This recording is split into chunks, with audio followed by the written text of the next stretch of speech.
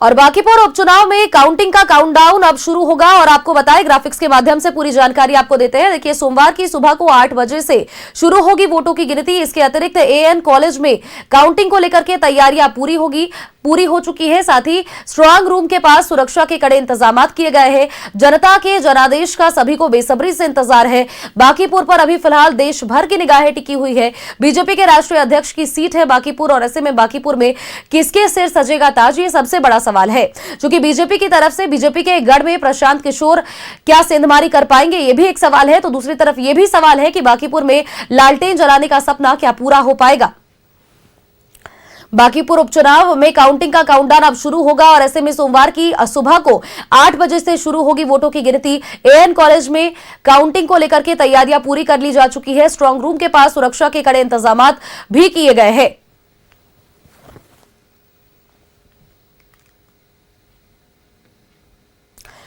खबर पर अपडेट्स के साथ सहयोगी अस्मित हमारे साथ जुड़ चुके हैं। अस्मित, बांकीपुर उपचुनाव में काउंटिंग का काउंटडाउन अब शुरू होगा। ऐसे में अगर बात करें तो कल चूंकि सभी की निगाहें रिजल्ट पर टिकी हुई होगी कि आखिर बांकीपुर में फतह कौन करता है।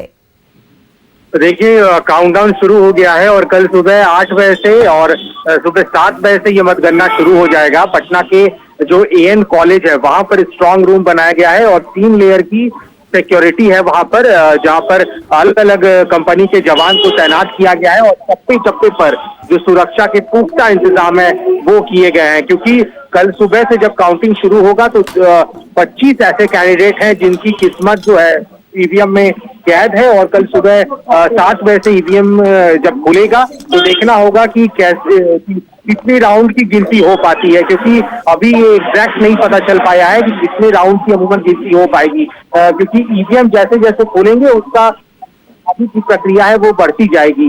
तो लगभग 7 बजे से ये काउंटिंग शुरू होगा और लगातार जो है कैंडिडेट कार्यकर्ता हो उनका जुटान यहाँ पर देखने को मिलेगा और यहाँ पर जितने लोग हैं उनकी आवाजाही बंद रहेगी और लगभग ये पूरा जो सड़क है बोरिंग रोड का उसे बंद रखा जाएगा ताकि जितने भी गाड़ियां हैं उसको रोक करके बहुत शांतिपूर्ण तरीके से काउंटिंग कराया। तो बहुत दिनों से तैयारी चल रही थी और पटना के डीएम, पटना के एसएसपी खुद ग्राउंड पर मौजूद थे। ग्राउंड जीरो पर उन्होंने फीडबैक लिया और उसके बाद आगे जो जिस तरीके से काउंटिंग कराई जाएगी शांतिपूर्ण तरीके से, उसको लेकर एक बैठक भी हुई थी। पटना के जो लॉ एंड ऑर्डर के सीनियर ऑफिशियल्स हैं वो पहुंचे थे पटना के बोरिंग रोड। उन्होंने बोरिंग रोड का जायजा लिया जहां पर स्ट्रांग रूम बनाया गया है। तो एक एक चीजों को देखा जा रहा है कि किस तरीके से शांतिपूर्ण तरीके से कल काउंटिंग करवा लिया जाए और उसके बाद जो यहाँ पर वगैरह को लेकर जो कहा गया है कि जुलूस इधर नहीं निकाले जाएंगे, जो भी जुलूस निकालना होगा वो पार्टी कार्यालय की तरफ आप जश्न मना सकते हैं। तो बहुत हाई सिक्योरिटी के बीच कल काउंटिंग कराया जाएगा बांकीपुर उपचुनाव का, जो सुबह 7 बजे से शुरू हो जाएगा और तमाम जो सीनियर ऑफिशियल्स हैं कल दिन भर पटना के बोरिंग रोड जहाँ पे स्ट्रांग रूम बनाया गया है वहां पर वो मौजूद रहेंगे। बिल्कुल अस्मित, और देखिए कहीं ना कहीं जिस तरह से इस बार जो वोटिंग परसेंटेज है वो बाकी बार की तुलना में कम रहा है, तो ऐसे में बीजेपी का एक तो गढ़ बांकीपुर माना जाता है, तो पहली तरफ बीजेपी का ये कहना है कि वोटिंग परसेंटेज इसीलिए कम है क्योंकि जनता संतुष्ट है जो भी काम बीजेपी की तरफ से किए गए हैं। तो दूसरी तरफ विपक्षी दलों का ये कहना है कि जनता खराब मौसम होने के बावजूद भी बढ़ चढ़ करके हिस्सा लेती नजर आई है, यानी कि बदलाव जरूर चाहती है।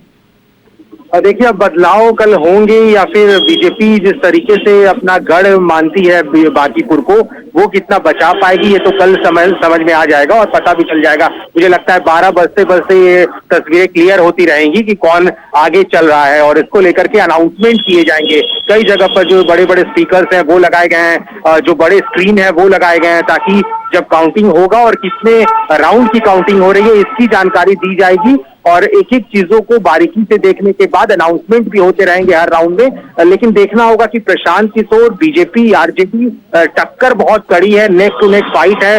देखना होगा कि कौन बाजी मारता है कल। चलिए, बहुत बहुत शुक्रिया अस्मित तमाम जानकारियां दर्शकों तक साझा करने के लिए।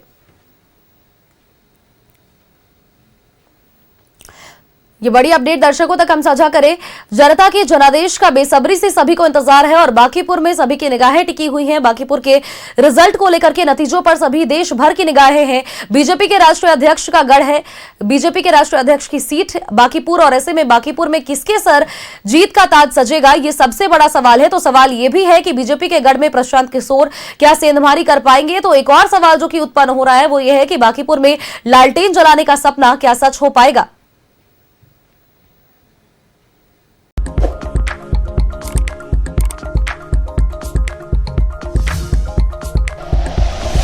Like and share videos, subscribe करें हमारा चैनल और प्रेस करें बेल आइकॉन। न्यूज़ 11 भारत, सच है तो दिखेगा।